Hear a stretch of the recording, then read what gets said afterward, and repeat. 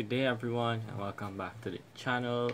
Today we're going to be breaking down WandaVision episode 8. We're going to be breaking down the episode, what happened, all the Easter eggs I spotted that you may have missed. So before we start, spoiler alert in case you didn't see the episode. So yeah, let's begin. So the first thing to notice, when the episode starts, we get the normal red Marvel logo, but it transitions in color from red to purple. So obviously this is a reference to Agatha's power. The next thing we notice now is when it opens, the scene opens, we get a title card. It says Salem, Massachusetts, 1693. So again, this is reference to, of course, the witch trials and that from that time period back in Salem. And we see someone walking with a torch and two people carrying Agatha, and they have one hoods and stuff, so we're not sure who they are yet. And they carry her to this lady then, who also has on a cloak, and she has white hair, as we can see from right here. If you notice as well, the lady has something like a pendant on her neck, by her neck. And the people who brought her here now tie her up to a post, and we assume now that this would maybe be people trying to conduct a witch trial like back in the day, because they tie her to a post like they did back in the day to burn you to the stake. But we see that when they tie her, they didn't use rope to restrain her, they indeed used magic, and this magic was blue in color. And then we pan out a little bit and we see she's surrounded by a few witches, so more than likely this is a coven of witches. And the head witch now, which is the one with the white hair, tells Agatha, you know, she's been dealing with magic above her level and darker magic and stuff like that, and basically they're going to kill her. And we see the other witches now who were surrounding her fire a blue magic beam at her. Well, this is the color of their magic. So I want you guys to pay attention to these things, because at the end of this review, this breakdown, I'll mention why I think, or what I think is the reason for the different colors of these magics. So yeah, we see all the magic hitting Agatha, but we notice when the blue hit her from all around, she starts to kind of glow inside, but slowly the magic now from blue starts to turn purple and spread outward and envelop the blue beams. So the blue beams become purple and they go back to the witches, and then we see like they start to get emaciated and whatnot, so it seems like she's draining their life force and their power. And we see now the head witch, she flies up in the air and she fires a beam of her own, or magic of her own, and it hits her. But before that happens, Agatha managed to break the spell from around her hand behind the post. When she does this now, she lets out a shockwave of magic and it knocks down all the other witches. And we get close-ups of what they look like. So again, it seems like she drained their life force and their magic. But now the main witch now, or the head witch, a beam hits Agatha and starts to injure her, and we see the head witch, her powers start to manifest like a crown around her head right here. And the same thing then occurs where we see Agatha's purple magic begins to envelop and completely cover the blue magic, and it hits the witch and it does the same thing to her, the head witch, and sucks out her life force and she falls to the ground. And basically it seems that Agatha has killed her coven for some reason, and she now walks over to the body. And in doing so, we see that the pendant the lady had on was indeed the pendant that Agatha had on for all these episodes, either as a brooch or pin or whatever it may be. And we see Agatha takes it. We now jump back to present day and we see Agatha with Senior Scratchy, or Nicholas Scratch, I believe in the comics is the name of the bunny. And she's with Wanda and she's talking to her. And Wanda tries to use her magic on her, and she lets Wanda know that you can't get into my mind, you can't use your magic, and she restrains Wanda now using her magic and pulls her towards her, and she lets her know that all these symbols you see around us, they aren't just for style, they're actually sigils, they are markers then, and it's basically like a barrier that Agnes or Agatha cast, and only the person who cast the barrier could use their magic in it, that being her. So Wanda is helpless. One of the symbols look like a M, if you notice, and I think that looks similar to the House of M symbol from comics. And another one looks like a O with a line and another smaller O. But Agatha then begins to tell Wanda more and more about her magic and what she was doing. So she mentions Pietro was a fake, or Pietro for fake Pietro, and that she couldn't use necromancy really because his body was across the world and all that. She also mentions some other forms of magic, and in doing so she takes a cicada off of the wall, and she explains while using the bug. So she mentions mind control, because she controls the bug and throws it on Wanda. Then she mentions like in alchemy, transmutation, transforming one thing to another. So she turns the bug into a bird and throws it up in the air, and then it flies around the room and she catches it and turns it back into the cicada and throws it for the bunny, who eats it, which is dark. Yeah. But yeah, she does that, and then she pulls out a strain of hair from Wanda's head, and she uses a spell on it and basically sends it towards a door, and this spell basically makes Wanda's memories appear. So it's like a kind of therapy she's doing for her in a sense. And now we see Wanda walks through the door, and it's her childhood home when she was small. And we see why she did this sitcom life basically in the Hex, and why she loves sitcoms. We see her dad now used to sell sitcoms or movies, and we see when he opens his briefcase from selling, there's I Love Lucy, Bewitched, Malcolm in the Middle, and a few others. So yeah, that is why she did that. You also get baby Pietro here, baby Wanda, their family basically. And I believe on movie night this night here, they all speak English to try to better their English, and they decide to put on a movie, and they ask Wanda which movie to watch, and she mentions her favorite, which is the Dick Van Dyke Show. Before they do that, we see the mom looking outside, and the area is in a dismay. There's war going on, same thing like they mentioned in Age of Ultron, how that place was war and ridden with violence and all of that. But the dad pulls out the collection now, because it's hidden in the wall and like behind something. He pulls out the Dick Van Dyke Show, and it's like one of those collector's editions with the box is like a little TV with the movies underneath. So that's pretty cool, and he puts it on DVD, of course, because streaming wasn't available then.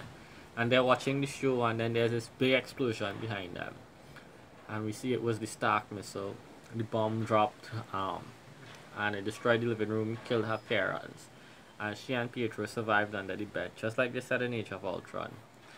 But in doing so, we see Pietro asks if she's okay, and we see Wanda mention that, you know, this is like a sitcom, it's all a dream. When she wakes up, it'll be good. So she's thinking that, you know, this should be better, it's just a nightmare. Reference again to maybe Nightmare. But it shows you that from a young age she was kind of hooked on these sitcoms for a reason, because it made her life feel like things would be better when she wakes up. So that's maybe why she did the Hex wheel, because the Hex every day it would change when she wakes up. And we see her wave her hand, and then Agatha drags her out from under the bed, and she's like, oh, look at a baby witch, you did a probability spell. And that is what kept the Stark bomb from exploding for the 2 days.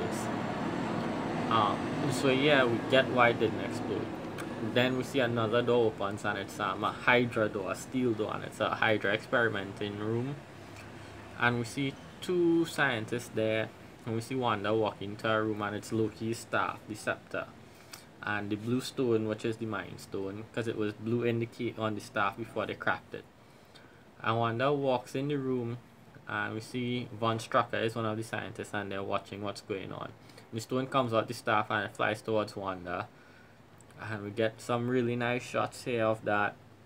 And she reaches her hand out to touch it, and the blue case around the stone dissolves or shatters, and we see the Mind Stone itself.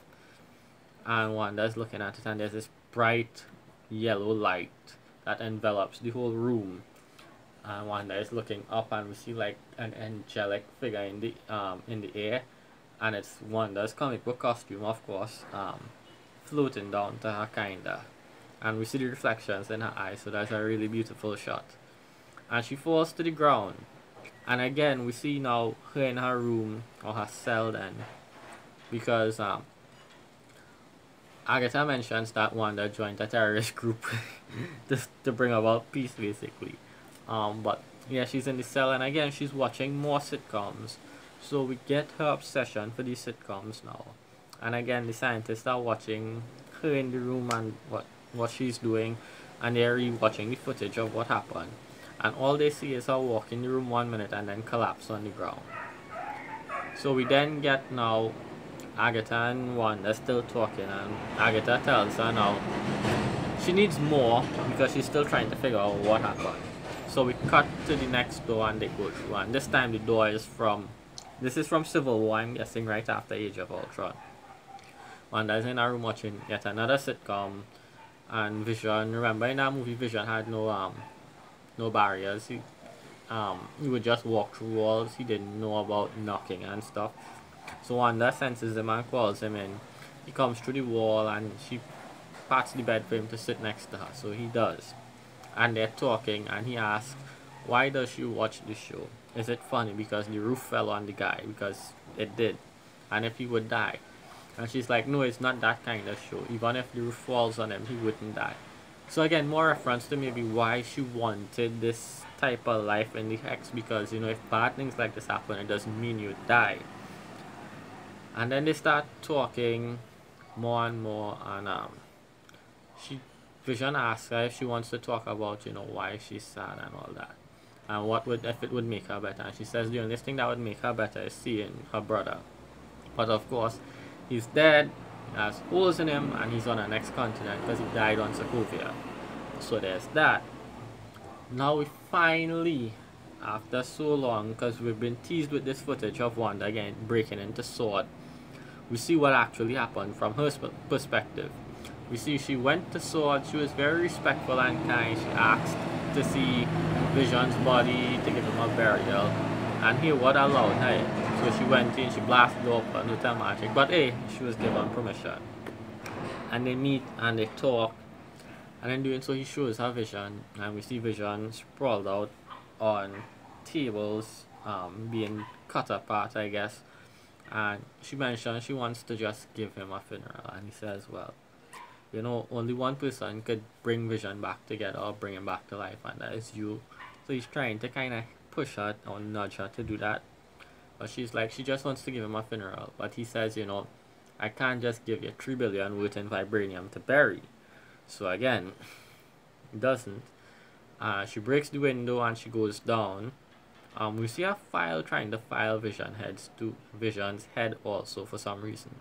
Yeah, she breaks the window and she goes down, and the guards draw weapons on her. But he tells them, you know, to settle down, hold it, and he lets her go speak to Vision, and she puts her hand on his head and uses a bit of her magic, and she mentions that she doesn't feel him, she feels nothing. And this is in reference to Infinity War again, when remember when they were in the hotel, she touched his stone and she said, all I feel is you.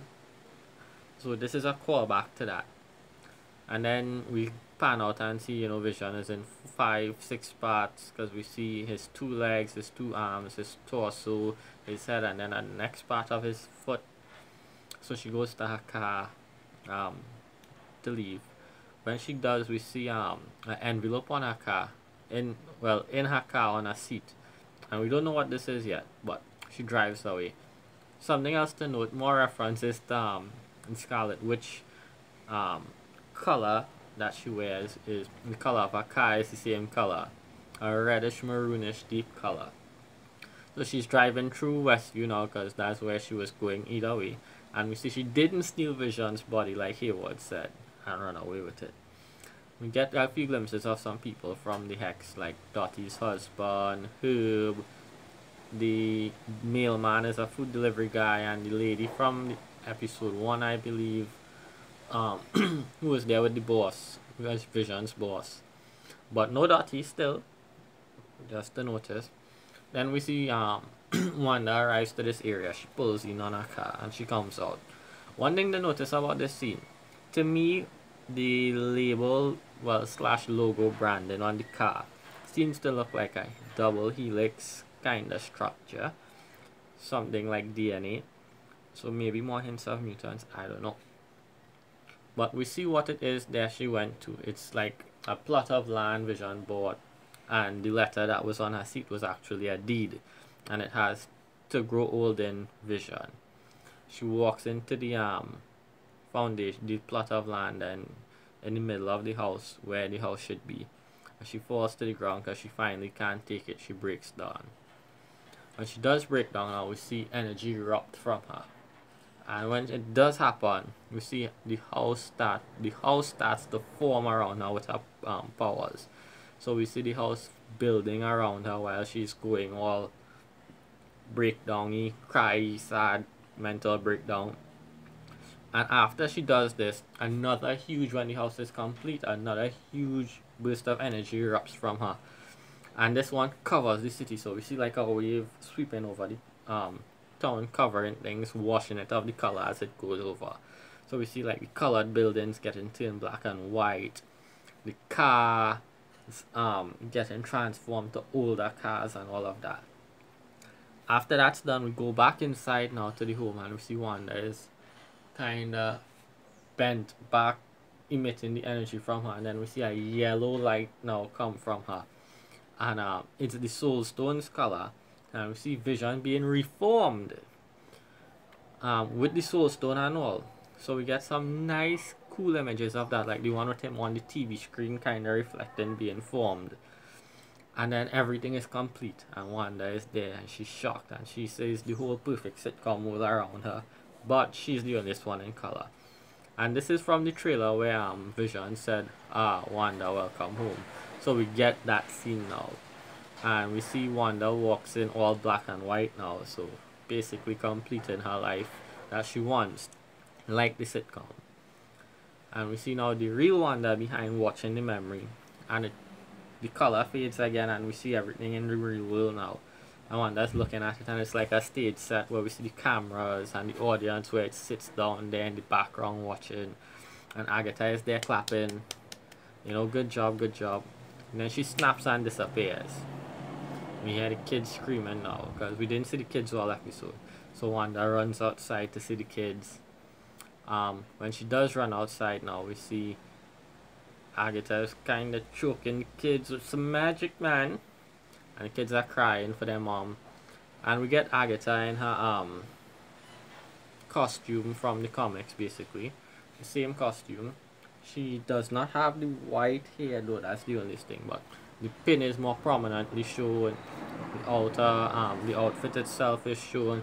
We see her fingers are black like a witch's fingers, and the purple magic. So yeah, and she begins talking to Wanda, and she lets her know that basically she says what Wanda is using is called chaos magic. For those who don't know, I'll throw it up on the screen what that is from the Marvel universe right somewhere here. And then she calls Wanda and tells her that basically you're supposed to be extinct. You're what they call a Scarlet Witch. So we get her name being called now officially. So yeah, next we see the credits come up on the screen, the big bad villain, please stand by.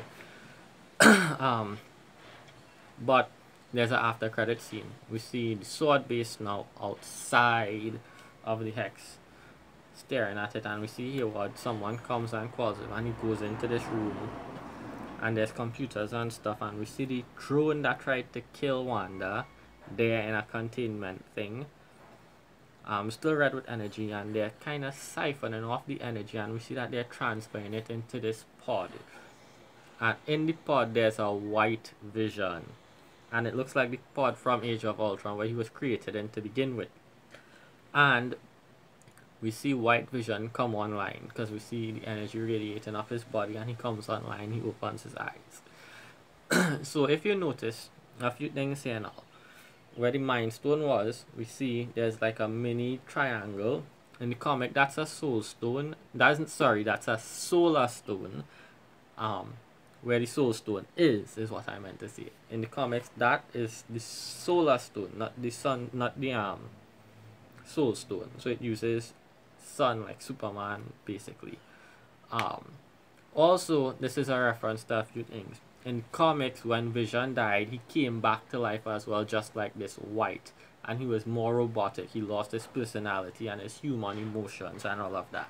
So that may play a part here now, where he may be the same, where he's more roboty and takes orders and not just uses emotion.